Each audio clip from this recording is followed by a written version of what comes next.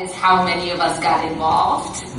Once you recognize there's a problem and you understand how you yourself can be part of the solution, then you must do that. So I hope, and I beg of you, to really think about what is your role as a member of our community, our society, our country, our world, to dealing with some of these policy challenges. Make sure you're voting. Make sure you understand why you're voting, and make sure that you know who you are voting for. And yes, God has obligations to all of us, but God expects us to do the righteous work. And so God does not expect you to vote for people who will ultimately hurt you and other humans around you. So thank you very much. Were specifically banned by the Prime Minister of Israel, Benjamin Netanyahu, from visiting that country. He faces a very tough election in the next few days. If he doesn't win, are you going to try to go back and do you stand by your call for a boycott of Israel? I certainly hope that the people of Israel make a different decision. And my hope is that they recognize that his existence, his policies, his rhetoric really is contradictory to the peace that we are all hoping that that region receives and receives soon.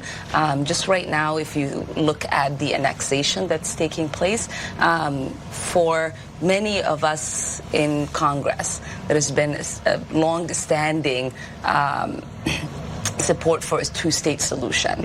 And this annexation now is going to make sure that that peace process does not happen and we will not get to a two-state solution. I think what is really important is for people to understand that you have to give people the opportunity to seek the kind of justice they want in a peaceful way. And I think the opportunity to boycott, divest, sanction is the kind of pressure that leads to that peaceful process. As in all diplomacy, truly pursuing peace isn't just about punishing bad behavior. We must support efforts to end the occupation and achieve two-state solution. I believe firmly that the path to peace does not lie in a violent means. As Martin Luther King Jr. said, peace is not merely a distant goal that we seek, but a means by which we arrive at that goal. We should condemn in the strongest terms violence that perpetuates the occupation, whether it is perpetuated by Israel, Hamas, or individuals.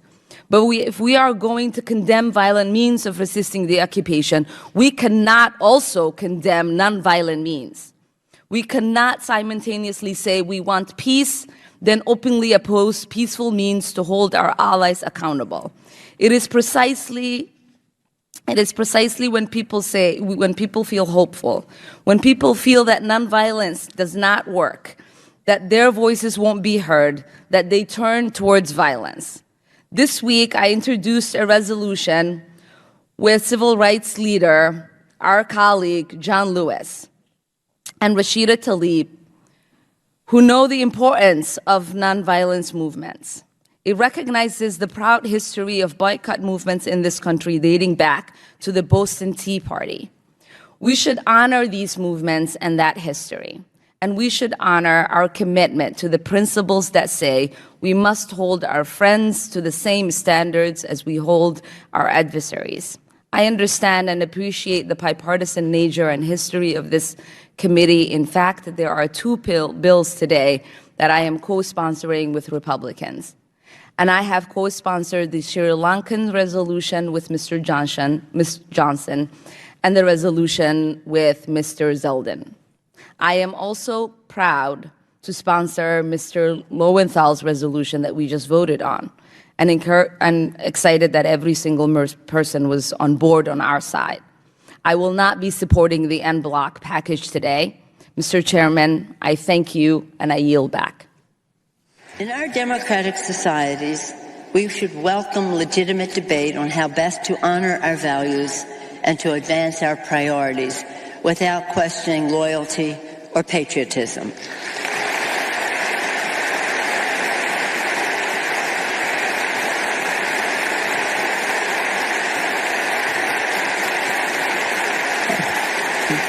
This month, the full House came together to condemn the anti-Semitic myth of dual loyalty and all forms of bigotry with a resolution that, quote, rejects the perpetuation of anti-Semitic stereotypes in the United States and around the world, including the pernicious myth of dual loyalty and foreign allegiance, especially in the context of support for the United States-Israel alliance.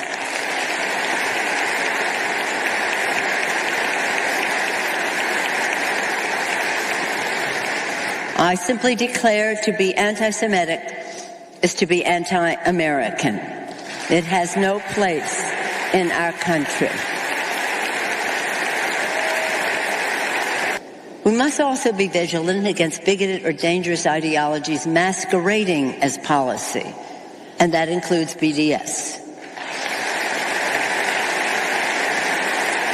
Last week, we introduced the Schneider, that would be Brad Schneider of Illinois, and Nather, that would be Jerry Nather of New York, the Schneider-Nather resolution in the House that explicitly opposes the BDS movement, warning that, did you know this? It does not recognize, and many of its supporters don't know or explicitly deny, it does not recognize the right of Jewish people to national self-determination.